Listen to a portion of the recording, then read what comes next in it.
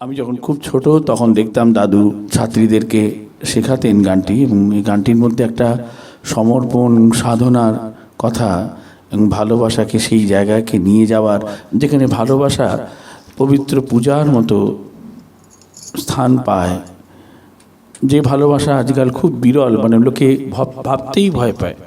তো অমন এক ভালোবাসার গান, যা কখনো মনে হবে যে এটা পূজা নাকি ভালোবাসা। তো সেমন একটি গান আপনাদের জন্য নিবেদন করছি আমাদের সদস্যা শ্রীমতী মানসী মুখোপাধ্যায়ের কণ্ঠে।